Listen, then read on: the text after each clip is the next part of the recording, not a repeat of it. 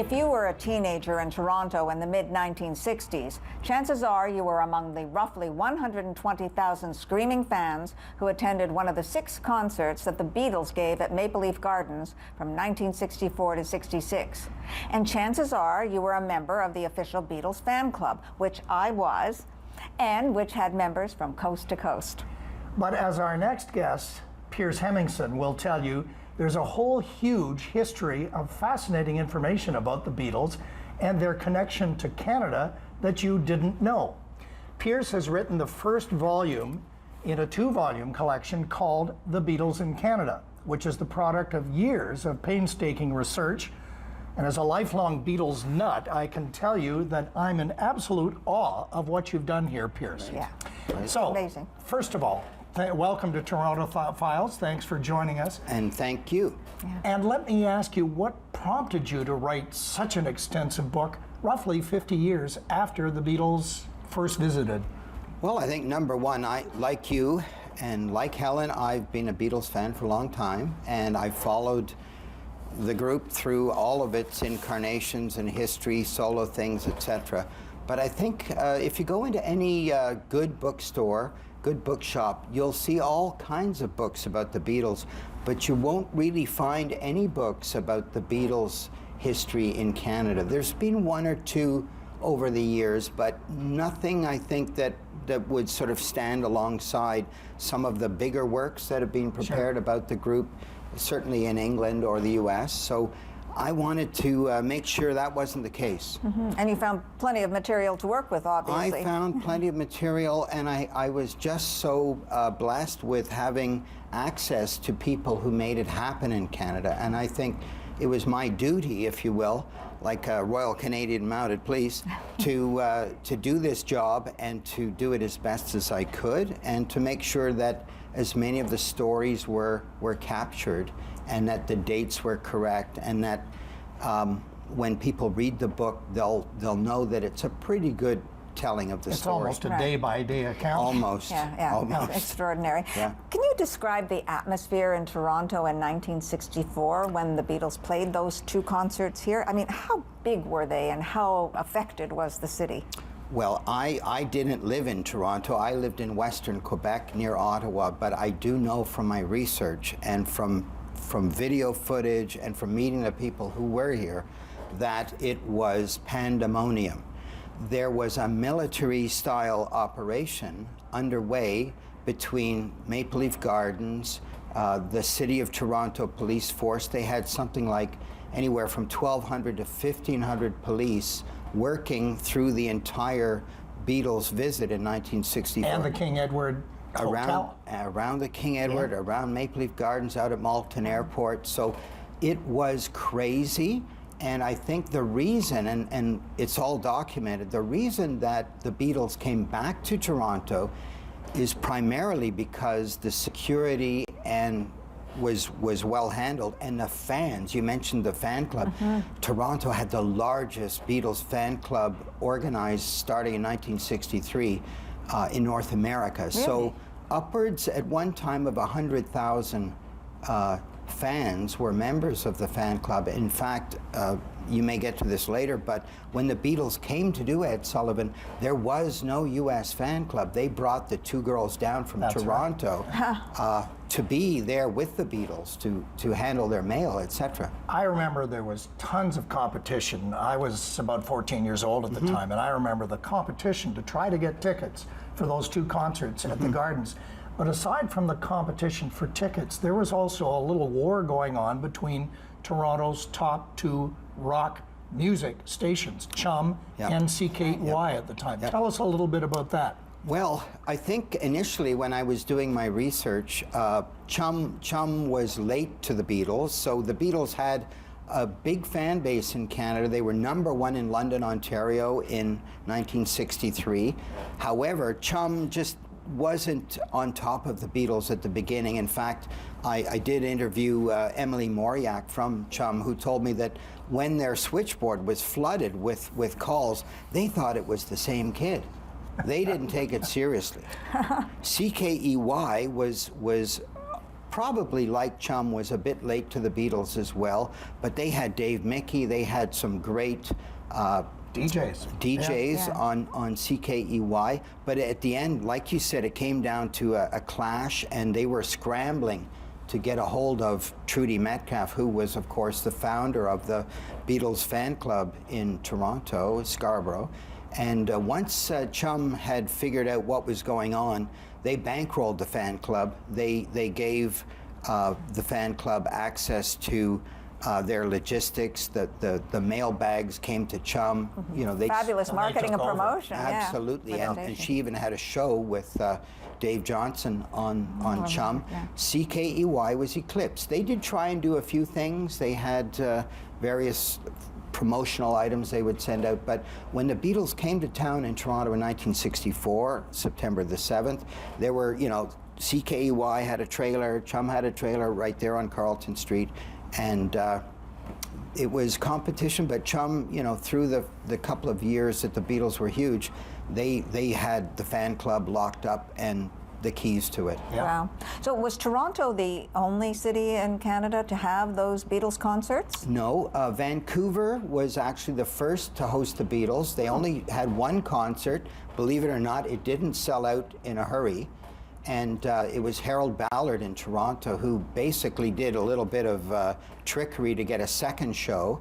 And your comment about competition for tickets, imagine if there had only been one show, if they just lived with that contract that Brian Epstein had done for Toronto, they wouldn't have had a second Would show. have been murder in the streets. Would have been murder in the streets. But they also played Montreal. So in 1964, it was Vancouver, Toronto, Montreal. Other cities tried to get the Beatles. Edmonton tried, Ottawa tried, Winnipeg tried.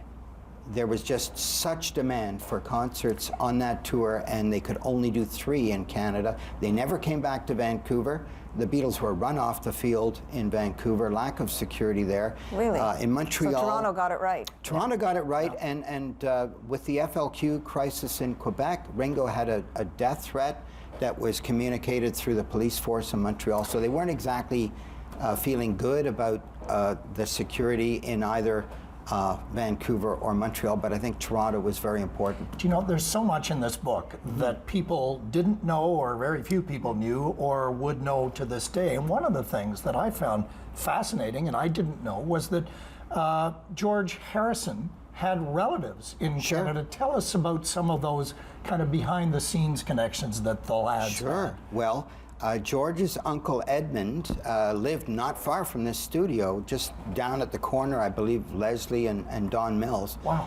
He had been a policeman in Liverpool, had emigrated to Canada. He had a young family, and he was involved in the trucking business. So George was in touch with his uncle, but he had a sister, older sister Louise, who lived in Ontario. She had married a mining engineer. They lived in Northern Ontario. So even in the late 50s, George knew all about Canada. He read his sister's letters. He wrote letters to his sister. So I think when I did speak with Louise, she said that George had mentioned that, you know, he'd like to come to Canada. You know, maybe there'd be no Beatles if George had moved to Toronto or Northern Ontario, who knows? But when they came in 1964, of course, the family was there at the King Edward Hotel. His aunt, his uncle, his cousins, and his sister, and all of the family were there. They were very proud of George. And George, I think, had a very soft spot for Toronto in particular. Right. So when they were in Toronto, did they get out to see the sights, such as they were? I'm not even sure what the sights were at that time. The only sight they saw, inside of a paddy wagon, their hotel room at the King Edward, and of course Maple Leaf Gardens, and the ride to and fro to the airport, but that's about it. And in all 3 years, if I get to volume 2, I hope I do, there are great stories about how they changed up the paddy wagon, how they stopped at one of our major schools in Toronto. Which one? To switch. It was Upper Canada College.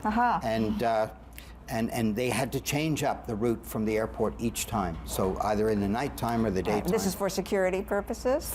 There was something like, I think they said 7,000 or 8,000 kids like yourself out at Malton Airport in the middle of the night. Lining the streets? Lining the streets to see nothing because they Wow. got into these limousines. What a phenomena. Yeah. You know, I must ask you about the concerts themselves. Yep. Today, a rock concert is a very different thing than it was 50 years ago. I mean, for example, Bruce Springsteen comes out and sings his heart out for 3 hours.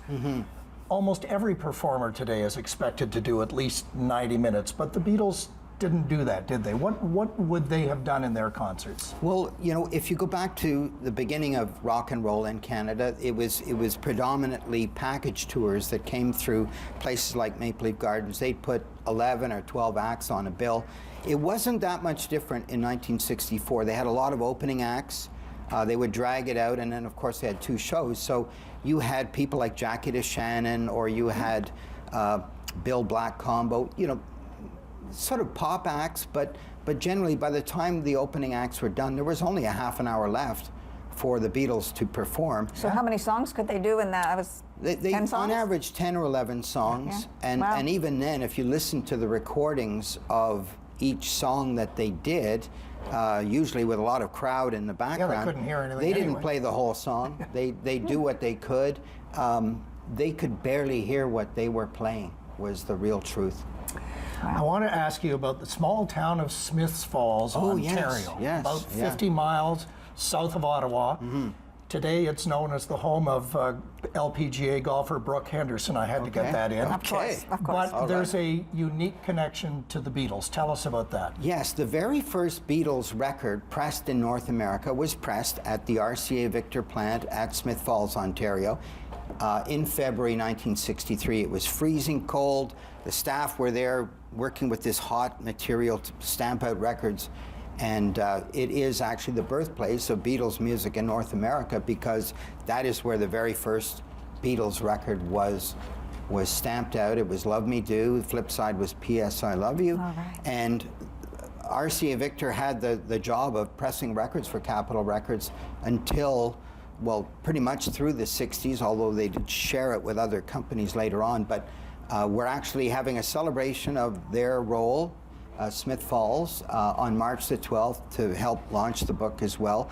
And luckily, we have people coming who are elderly, but who were there when these records were manufactured. Yeah. So it's time we said thank you to some of those folks. They're unsung heroes in the business side of creating Beatlemania in Canada. Wow. Right. So let's move from Smith Falls back to Toronto, Yes. which had some role to play in the breakup of the Beatles in the late 60s. It did. Yeah. A lot of people don't know this, but John Lennon and I think predominantly John Lennon was feeling very constrained about being a Beatle. They weren't getting along after their Let It Be film, which was, I guess, titled Get Back in some areas. So the whole year of '69 was John and Yoko, and there was a lot of people feeling, I'm sure like yourself, a Beatles fan, what's this Yoko person doing in the studio with the 4 Beatles, and why is she there, and why do they need her there to make Beatles music? So Yoko was an artist, is an artist, and she and John went in a completely different direction, but it was two people in Toronto in particular. The first was John Brower, who, with his partner, I believe Hugh Walker, they convinced John and Yoko and Eric Clapton and Klaus Voormann and their drummer to come to the Toronto Varsity Stadium, in September of 1969. And that was John's first chance to get out and shine on his own. It was a little bit different from a Beatles concert. I think you mentioned you were there as well. And it gave him some confidence. Believe it or not, John was a very shy person in some respects and was a bit nervous about having not played for a couple of years in front of a crowd, how it would work out. It went out very well. At the very same time that John Brower was doing this concert at Varsity Stadium, another Torontonian was Richie York, who was actually from Australia, and he was over at the Apple offices, and he was interviewing John and Yoko just as they were about to leave for Toronto. And in his book, which I recommend, he's got a new book, he talks about John confessing his desire to leave the Beatles and to go out on his own. And he was also there, Richie was also there when Paul had to face the fact that they were done, that it was it was all over. Yeah. Right. Well, it's all in this tremendous book that you've written. And we have to ask you before it's time to go, how long did it take you to write this, amass all this detail into this fabulous book with incredible photographs? And where can people get it once it's launched? Sure. Two answers. One is it took a long time. It was over a 5-year period, the last 5 years, where I tried to come up with a framework for it, where I could populate all of the stories that I thought were essential, and as well to get access to the people who were part of that story. Some are still alive, sadly. Some left us while I was doing the book, and that is a bittersweet thing for me. Secondly, where do you get the book? Well, it's self-published, so it's not a major publication yet. So we went with a print run of 1,000 books, and I have a website. It's very easy to remember, thebeatlesincanada.com. There has been a lot of interest in the book, so a lot of the books are already gone, I'm happy to say, but then I got to figure out what to do next to get the books out there. So it's a bit of a nice dilemma to have. The last question, very quickly. You are working on Volume 2? I have Volume 2 on the launch pad, but it's going to be a while. Well, we'll look forward to it. We Thank will you. indeed. Piers, thanks so much for joining us, Thank and you. good luck with this book. Thank you. And we'll be back after the break with business writer and author Gordon Pitts.